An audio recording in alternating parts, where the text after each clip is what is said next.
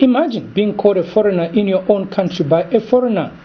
Well, that's the predicament of a male Zambian national who has chosen to remain anonymous. The man was on Saturday turned away from a Chinese restaurant and shop called Lankins in Lusaka's Longacres for being black and a foreigner in his own country.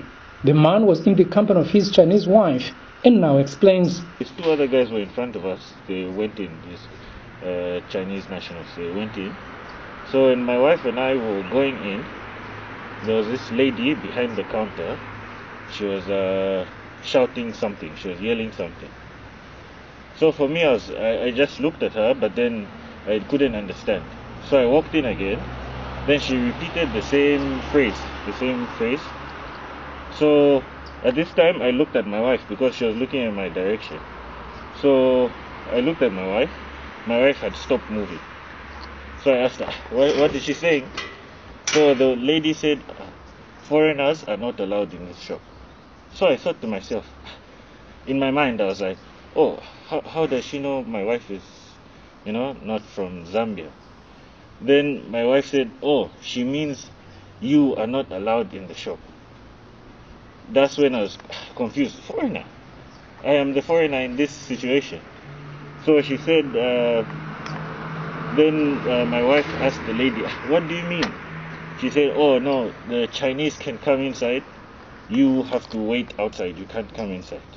The wife of the Zambian national has described the actions taken by the Chinese nationals against her husband as ridiculous. I don't think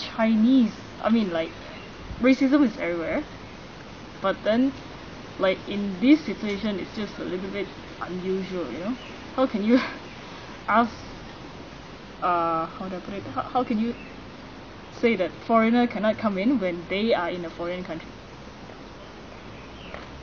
It's ridiculous. They are not supposed to behave like that. I asked the couple to accompany me to the said restaurant and shop so that I can independently verify the allegations leveled against the Chinese business firm. In the shop, there was only one female Chinese national at the counter and busy on her phone. We proceeded in the shop, and when going out, I asked the Chinese lady, with the help of the Zambian national's wife for translation, if I could see the owners of the shop so that I can find out about the allegations leveled against them, but the lady outrightly refused. When she refused, I asked her whether it's true or not that they turn away blacks in their shop. In her response, the Chinese national explained that this decision has been arrived at in view of the coronavirus, but denied turning away any black person, a contradiction.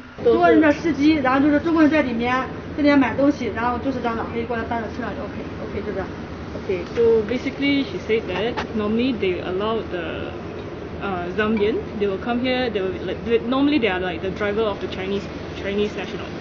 So the Chinese national will come and buy stuff, the Zambian driver will be waiting outside, then they will be carrying the stock from here to the car, not to go inside. But if let's say those who are they insist to go in, they will still allow. So the Zambian drivers, the black ones, they wait from here. Yes. Then the Chinese, they go inside, they buy, then they get the stuff from here. So when you came here, they thought he's also a driver for you. Is that what they thought? But the one yesterday is not this. Simply put, the Chinese are saying blacks transmit the coronavirus. How painful can that be? That's simply an insult. Well, let's assume that what this lady is saying is true, that they don't discriminate against the blacks. Their actions speak to the contrary. For example, everything here is written in Chinese except for phone numbers and names of Zambia and China. This is happening in Zambia. What about if it is China itself? I traveled to Gwangju some time back, maybe some 8-9 years ago. And on arrival at Gwangju airport, my passport was seized on the basis that it was a fake passport. I was told I was a West African, although the party I traveled with were all Zambians. So I was detained at the airport overnight. No explanations, just told you are going back. It's becoming more prevalent here. It's not even that side, and we're looking at where is the political will to protect us in our own country. That can happen out there, but we do not expect it to start happening here, and politicians are sitting idly by. Is Zambia slowly turning into a Chinese colony? Has Zambia been secretly sold to the Chinese while citizens were still asleep? Could it be that our leaders know something about the Zambia-China dealings which we don't know? Can a Zambian behave like this in China? This is quite strange, and strange indeed. Kalan Muchima reporting for Move TV News in Lusaka.